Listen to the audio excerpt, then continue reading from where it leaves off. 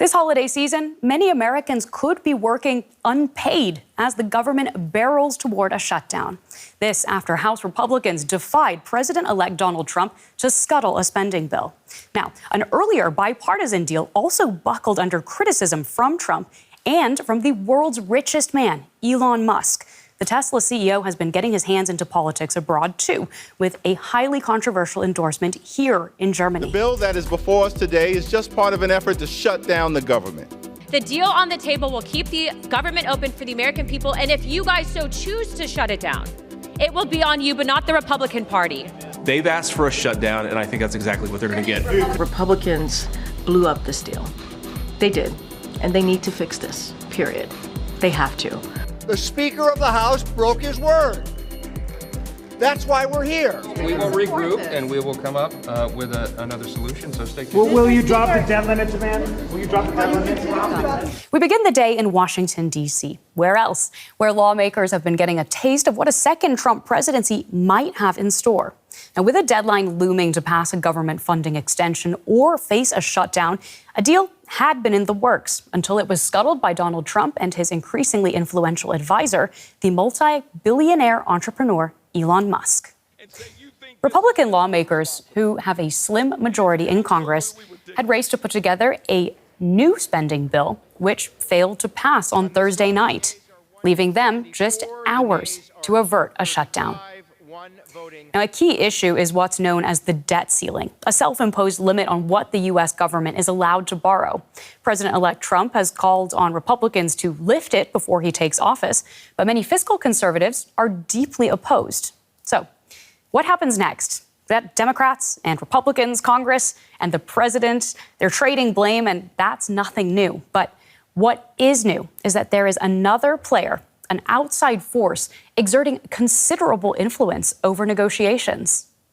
The only difference on this legislation was that we would push the debt ceiling to January of 2027. I want you all to remember that it was just last spring that the same Democrats berated Republicans and said that it was irresponsible to hold the debt limit, the debt ceiling hostage.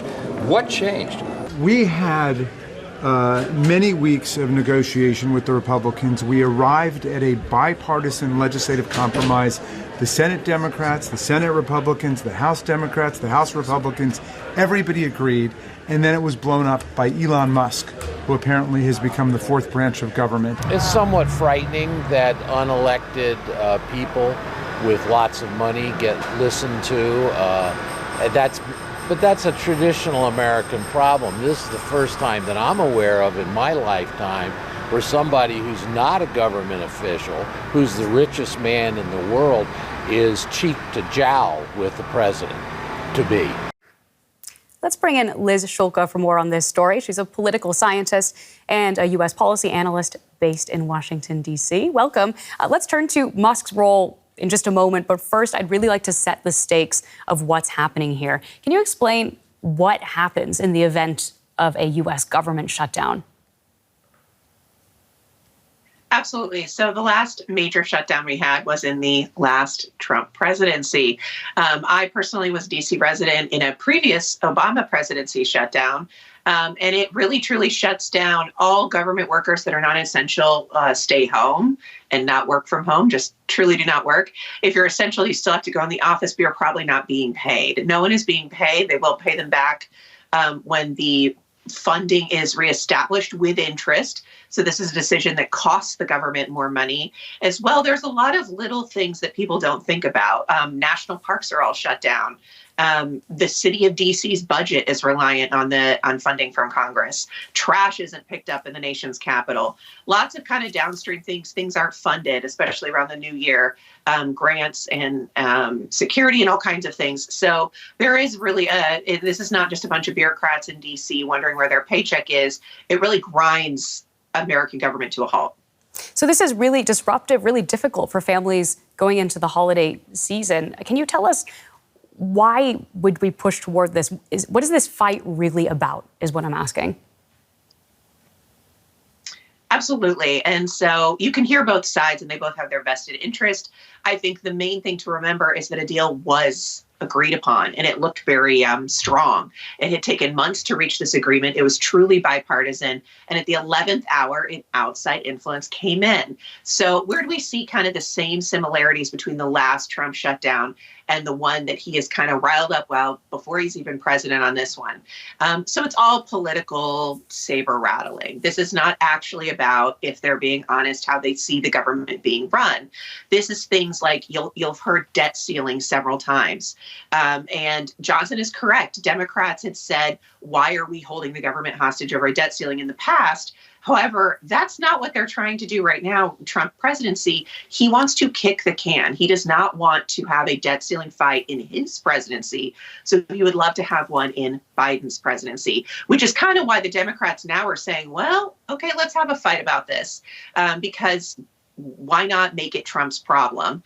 So you're going to see things like Trump wants to kind of have the dirty laundry taken out before he's president. As well, we have an outside force against that reference to Elon Musk holding legislators kind of hostage with some major threats to funding opponents in primaries and getting them voted out of office. And this just kind of looming presence that could really put their political futures at risk. And I feel like those are the real issues and not really what's in the bill as much as they want to say that's what it is. So let's talk more about the influence of Musk since you've brought him up. Do you think that this is a sign of the kind of impact we can expect him to have in a new Trump administration? Is this what Americans should expect in the next 4 years? I think yes and no. This has been pretty clearly Elon Musk's intention from the beginning. A lot of Democrats, some publications are referring to him a bit as a puppet president or a shadow president, which feels like this was very much his intention. This was not simply a lobbyist who wanted to get, this is one of his goals, but not his mere only goal, to get more funding for his contracts and his businesses. But he wanted the power. I think you can draw a straight line behind why on earth did he ever buy Twitter and why are we here? And he is exerting that power. The reason I said no is we have two really huge personalities in one room, and how long is that energy going to be stable? So as long as this partnership continues to exist, I do think he will be the one pulling the strings. But already President-elect Trump has not loved the comparison that he's being controlled, that he's vice president to Elon Musk, kind of some of the name calling that has been happening. And so this is absolutely Elon Musk's intention. It's how long will it be sustainable? And Trump very wisely did put a limit on some of this with his announcement of Elon Musk's advisory under the Department of Government Efficiency would end in about 18 months into his term. Was a smart move on him on checking some of that influence that Musk could have. Mm-hmm. And what about the fact that some Republicans did not fall in line behind Trump, did not support the spending bill that he had backed? Do you think that that's a warning sign to him that he will not have full support of Republicans in his upcoming administration? That's tough to know. It's how seriously they're going to look at their own funding. They're going to look at their own districts and decide how vulnerable they are to Trump. Also, it's been mentioned the absolute razor-thin margin they control the House with, including the fact that Trump has taken 3 House members out of Congress for various appointments, I think turning down his majority to 1 or 2 votes. So if anyone's sick, if anyone's dissenting, if anyone's out of office, entire votes can come to a stalemate, or Democrats could potentially take them. So it's going to be a real tight struggle on how this kind of goes and what it means for Trump. I don't see a lot getting done. I do think it is an absolute alarm bell to Speaker Johnson. He's already had some issues. And if we remember the kind of constant churn of Speaker of the House under last Trump presidency, I think it speaks not a lot very well for the longevity of the current speaker. Well, thank you so much for joining us today with your expertise. That is Liz Schulke, a political scientist and policy analyst. Very much appreciate your time. Thank you. Now, we said Elon Musk has also been making headlines here in Germany today for other reasons. Musk posted on X that the far-right Alternative for Germany is the only party that can, quote, save Germany.